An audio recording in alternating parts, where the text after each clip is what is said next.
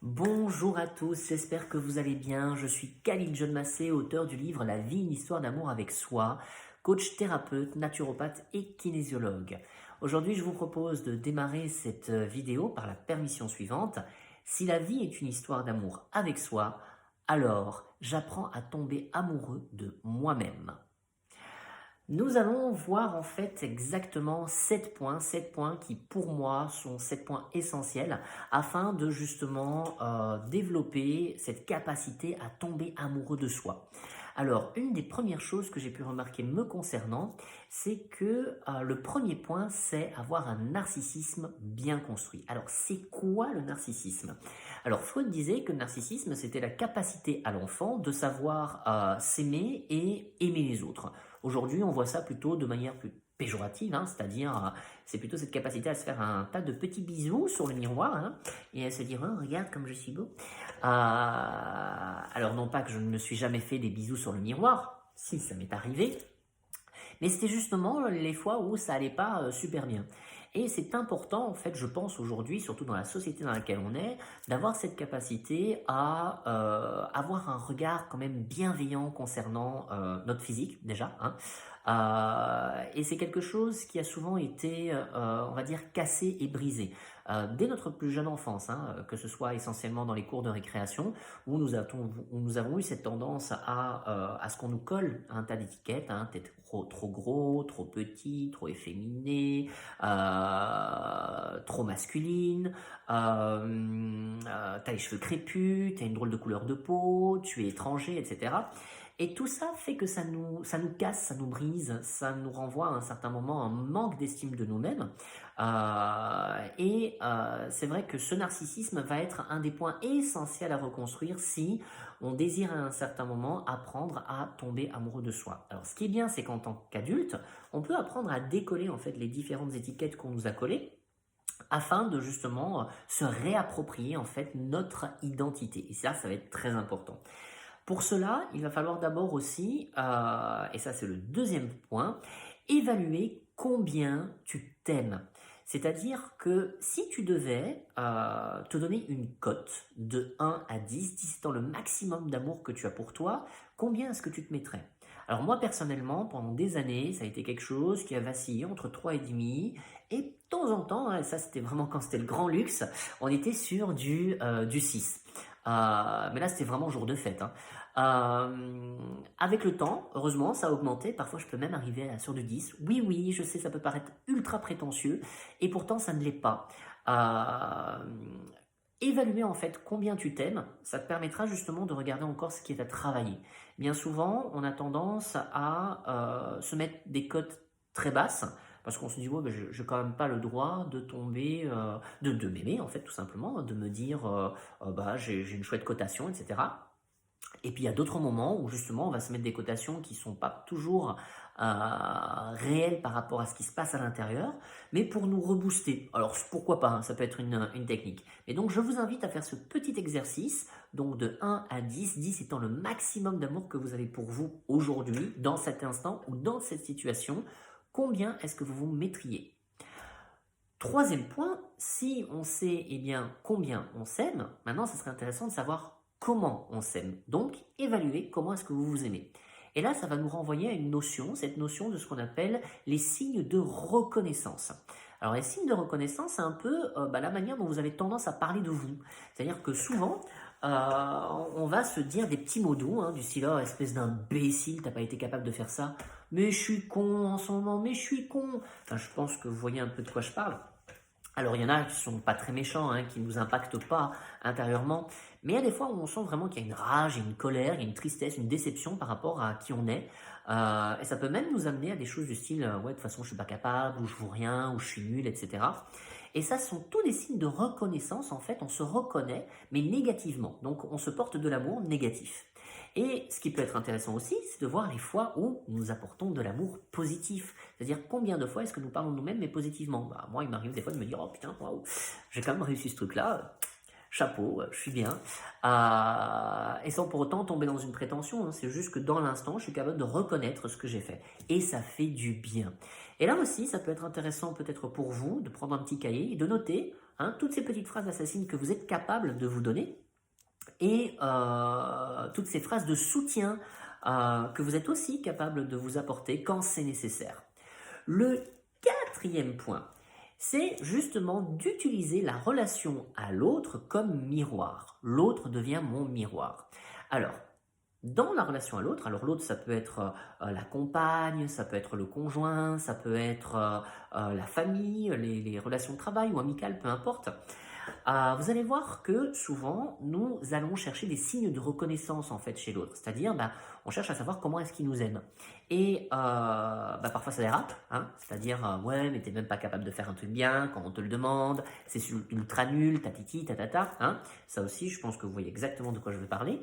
Et ça nous touche. Ça nous touche énormément. Puis il y a d'autres trucs que l'autre peut dire, on se dit, je m'en fous quoi. Et ça revient en fait à notre point 1, c'est-à-dire les étiquettes qu'on va coller sur qui je suis.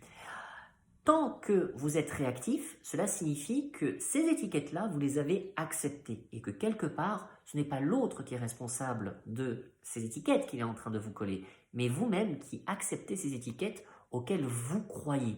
Parce que oui, à un certain moment, nous finissons par croire à cet ensemble d'étiquettes que nous avons déjà eu tendance à très bien cultiver tous les jours en nous donnant ces signes de reconnaissance négatifs, en nous disant t'es pas capable, t'es nul, etc., etc. Et c'est vrai que ça nous parle. Et nous sommes réactifs à partir du moment où l'autre vient souligner ce qui nous dérange déjà chez nous. Okay, même chose, parfois nous avons aussi du mal à accueillir les signes de reconnaissance positifs. C'est-à-dire quand l'autre vient nous dire « Oh waouh, c'est terrible ce que tu as fait », on va dire « Non, non, mais c'est pas grand-chose ». Pourquoi ça serait pas grand-chose en fait, hein? Moi des fois quand on me dit « Oh en tout cas, t'es plutôt mignon, si et ça », alors je me regarde 30 secondes dans le miroir, je vais commencer « Non, non, pas du tout », et puis après quand je me vois, je vais dire « Oui, en fait c'est vrai, t'as raison ». C'est nul, hein. Mais pourquoi pas finalement? Pourquoi pas? Alors bon, là je mets beaucoup d'humour, mais c'est ce droit de pouvoir à un certain moment se dire j'ai quand même peut-être le droit aussi d'accepter simplement les signes de reconnaissance positifs et ne pas toujours qu'accueillir ceux qui sont négatifs. Et ça ne fera pas de moi quelqu'un de meilleur parce que j'essaie d'être dans une espèce de fausse humilité, parce que c'est parfois ce qui se passe. Donc là aussi, regardez un peu la manière dont l'autre a tendance à vous reconnaître et comment est-ce que vous êtes ouvert à accepter ces signes de reconnaissance, qu'ils soient positifs ou négatifs. Sixième point, on est bien sur 6, c'est bien ça, oui, je sais compter, c'est pas mal, hein. Parfois j'ai besoin d'un boulier, mais aujourd'hui ça va. Alors, eh bien c'est votre boussole intérieure. Alors la boussole intérieure, c'est quoi? C'est ce petit truc qui vous fait dire que non, c'est pas ok pour moi ou c'est tout à fait ok pour moi, hein. Nous avons tendance à non, je me suis trompé, prout, prout, prout. Nous ne sommes pas sur le 6e point, mais sur le 5e point. Donc vous voyez, j'ai toujours besoin d'un boulier, c'est nul quand même, c'est pas grave. Et là, je me permets simplement de me tromper et c'est génial, c'est cool. Donc 5e point, excusez-moi, j'en avais oublié un, c'est d'abord de pouvoir redéfinir son intimité. Redéfinir son intimité, c'est quoi ? Alors, redéfinir son intimité, alors ça j'en ai parlé dans la vidéo précédente, c'est premièrement faire attention à ses besoins physiques. Il y a 3 piliers, alors vous voyez, j'ai quand même bien compté, 3 piliers qui pour moi sont importants. C'est le pilier donc physique, le pilier psycho-émotionnel et le pilier transpersonnel. Comment est-ce que vous avez tendance à nourrir ces 3 piliers ? Moi, le pilier en tout cas physique, c'est avoir une bonne nourriture et faire attention à mon corps, c'est-à-dire retrouver en fait le sens du sport, me donner du temps pour peut-être la méditation ou une cohérence cardiaque, ça peut être sympa, et j'essaye de le nourrir au mieux, c'est-à-dire en me donnant le temps. Même chose dans la nourriture, qu'est-ce que je mange ? Deuxième pilier, c'est le pilier en fait psycho-émotionnel. Comment est-ce que je me nourris au niveau émotionnel et au niveau psychologique ? Quels sont les livres que je lis, la presse que je lis, les émissions que je regarde, mais aussi les personnes que je fréquente. Qu'est-ce qui est toxique et qui ne l'est pas ? Et le 3e point, c'est qu'est-ce qui fera sens pour moi, c'est-à-dire le domaine transpersonnel ou bien spirituel pour ceux pour qui ça parle le plus, c'est de retrouver justement ce sens où je ferai de moi une meilleure version de moi-même, mais en allant vers des choses qui me parlent et qui font sens, et non pas parce que la société me le demande.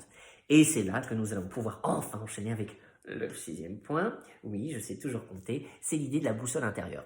Donc, qu'est-ce qui fait sens chez moi? C'est-à-dire que apprendre à s'aimer, c'est aussi savoir écouter ce qui se passe en soi. Moi, j'avais beaucoup de mal avec ça, dans le sens où je suis quelqu'un qui peut énormément décortiquer les choses, qui peut me perdre dans un mental qui me bouffe, jusqu'au jour où on m'a dit, il faut que tu reviennes à l'intérieur. Qu'est-ce qui se passe ici? Et j'avais vraiment beaucoup de mal à connecter ce truc où, qu'est-ce que je ressens? Et c'était pas très compliqué, c'est finalement, c'est oui ou c'est non. Voilà. Est-ce que ça me convient ou est-ce que ça me convient pas? Et bien souvent, ce qui se passait, c'est qu'à l'intérieur, je sentais un gros non, et ici et là, qu'est-ce que je disais? Oui. Donc, c'est réécouter votre boussole intérieure. Quand c'est non, c'est non. Quand c'est oui, c'est oui.